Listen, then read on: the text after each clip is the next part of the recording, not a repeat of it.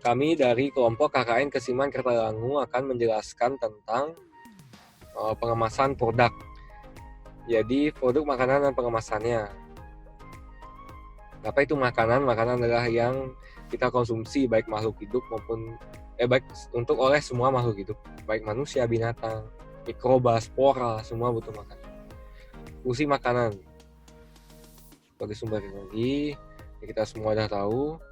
Bahan makanan ada bahan nabati, ada hewani. Olahan makanan, nah ini kita udah tahu, kita olah, kita goreng, kita panggang, kita kukus, kita oven, dan sebagainya. Ini jadi bahan makanan diolah, produk makanan dikemas, lalu dijual. Ini adalah lini produksi makanan.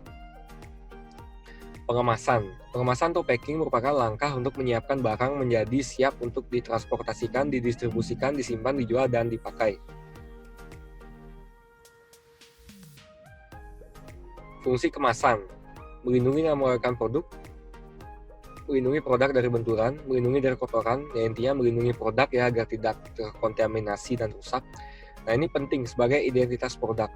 Lalu sebagai wadah produk tercecer, meningkatkan efisien, menambah daya tarik konsumen, sebagai sarana informasi atau iklan dan memperluas pemasaran. Ini terkait ini memperluas pemasaran, iklan, dan identitas produk. Ini adalah fungsi pemasaran daripada kemasan. Jenis-jenis bahan kemasan makanan ada plastik, kertas, ini menggunakan daun, biasanya nasi jinggu, ada kaca, styrofoam, aluminium. Nah, styrofoam ini sebaiknya tidak digunakan karena berbahaya. Nah, kan kita semua udah tahu ini berisiko menyebabkan kanker, styrofoam ini. Tidak main-main loh. Bahan kemasan plastik, kelebihannya dan kekurangannya. Tentunya kita sudah mengetahui bahwa Bali ini memiliki aturan pengurangan sampah plastik. Jadi bila mana kita ingin menggunakan plastik, gunakanlah seefisien mungkin. Tidak seperti di masa lalu, apa-apa dibungkus plastik. Sekarang kita harus bisa mencari alternatif daripada plastik itu demi bumi kita tercinta. Bahan kemasan kertas, nah kelebihannya adalah ini, kekurangannya adalah ini. Nah lebih baik kemasan kertas karena ini pun tren. Sekarang tren menggunakan kertas karena ya mungkin kalau bahasa Instagram itu lebih aesthetic kelihatannya. Tapi kelebihannya lebih ramah lingkungan tentu saja, karena dia tidak mencemari lingkungan.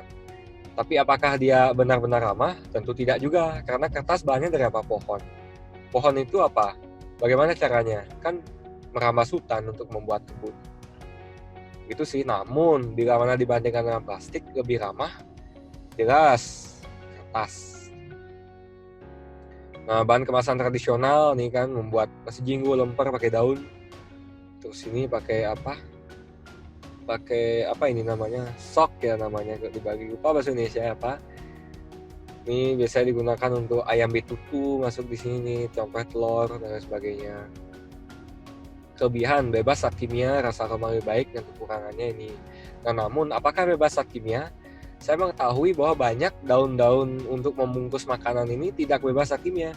Dia disemprotkan zat kimia agar warnanya lebih mengkilap. Dan agar apa ya, saya tahu sih agar warnanya lebih mengkilap. Sebaiknya kita sebagai penjual yang bertanggung jawab menghindari menggunakan daun-daun yang disemprot bahan kimia untuk mengkilap tersebut. Karena lebih baik konsumen itu sehat kan dibandingkan hanya melihat wujud mengkilapnya saja, namun itu tidak baik untuk kesehatan. Begitu. Bahan kemasan kaca, kelebihannya ini, kekurangannya ini. Nah, kaca ini bagus sebenarnya, kita menggunakan kaca sekaligus kita juga bisa menaikkan prestise produk karena kaca itu identik dengan bahan yang mahal dibandingkan kita menggunakan botol plastik. Contoh, sekarang tren menjual kopi yang 1 kilo, kopi yang 1 liter. Nah, orang menjual kopi 1 liter ini kan dia kalau seperti ya kalau kita sebut merek kopi Janji Jiwa itu kan dia menggunakan plastik. Nah, sedangkan yang UMKM itu banyak yang menggunakan kaca. Dia ini selain ingin mendiferensiasikan dengan Janji Jiwa, dia juga ingin memperlihatkan bahwa produk UMKM-nya dia ini tidak kalah dengan perusahaan besar yang sudah multinasional, yaitu Janji Jiwa. Begitu contohnya, bagi Starbucks ya. Starbucks yang sudah international company aja masih pakai plastik tuh.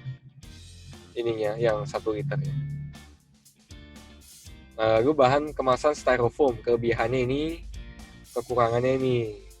Nah, ini kan yang saya bilang tadi, tidak sehat untuk kesehatan, mengandung zat kimia. Bahan kemasan aluminium, ini kelebihannya, kurangannya. Jadi ada beberapa pilihan kemasan yang bisa dipakai. Nah, terkait dengan COVID-19, para pedagang harus lebih bijak memperhatikan kebersihan produk mereka jual, terutama kemasan yang mereka gunakan. Mengemas produk makanan dengan baik, pemilihan kemasan sesuai, di samping menarik minat pelanggan juga akan meningkatkan kepercayaan pelanggan karena mereka menilai produk makanan tersebut bersih dan higienis karena tidak terpapar udara terbuka sehingga layak untuk dikonsumsi. Itu tentu sekarang orang sangat memperhatikan kesehatan. Oleh karena itu, sediakanlah produk yang menggunakan kemasan yang bisa membantu agar lebih menjamin bahwa produk itu bebas kontaminasi. Terima kasih. Semoga bermanfaat.